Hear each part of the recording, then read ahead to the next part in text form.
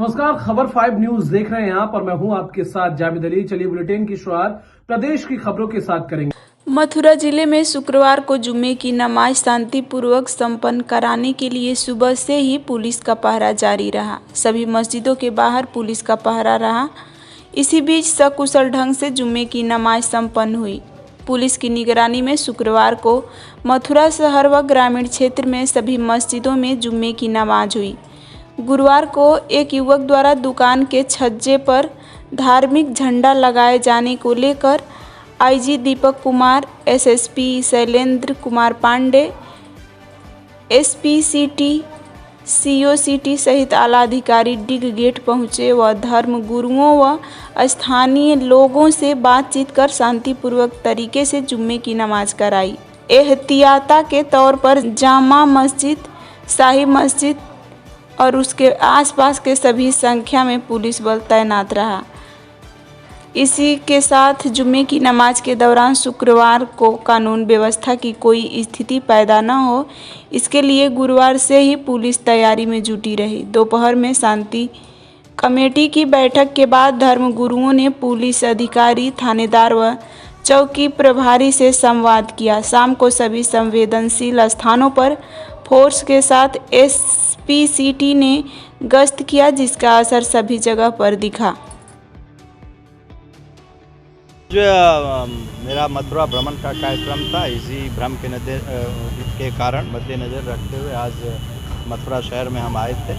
और आज चूँकि रमज़ान का पाक और मुक़द्दस महीना चल रहा है, इसमें जो यहाँ के मुअज्जिज़ लोग थे, जो इमाम थे और भी जो मुस्लिम समाज के जो जिम्मेदार नागरिक थे, उनके साथ बातचीत हुई। और सब लोग जो पुलिस का बंदोबस्त है और जो मजिस्ट्रेट का बंदोबस्त, उससे संतुष्ट हैं। और मथुरा शहर, जैसा कि हमने पहले भी कहा, आज फिर कह रहा हूँ कि यह सनातन परंपरा का सदियों से पुराना सप्तपुरियों में से एक शहर है। और जो कि अपने शांति के कारण, अपने प्रेम के कारण, चाहे कनिष्क का युग हो, चाहे द्वापर युग हो, चाहे कोई भी युग हो, मथुरा शहर अपने सभ्यता के लिए, संस्कृति के लिए, अपने व्यवहार के लिए जाना गया है, चाहे कोई भी युग रहा हो।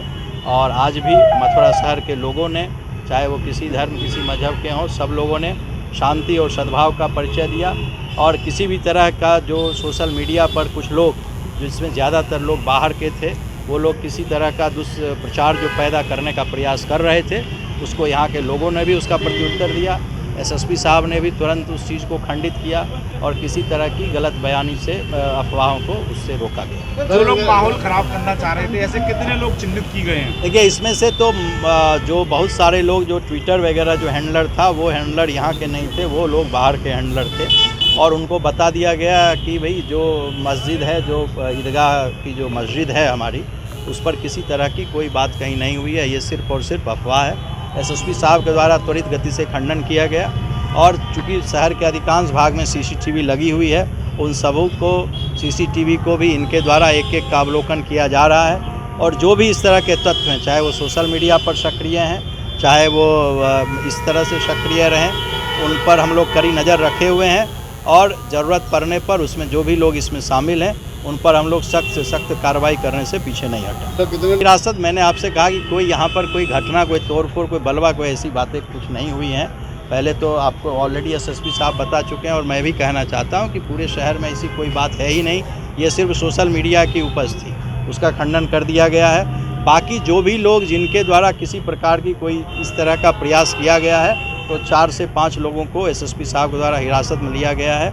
और किसी भी प्रकार के लोग, चाहे वो किसी धर्म, किसी जाति, किसी मजहब के हों, उनके द्वारा यदि कानून व्यवस्था में किसी प्रकार की भी गड़बड़ी करने की कोशिश की जाएगी, तो उसको किसी कीमत पर नहीं बख्शा जाएगा।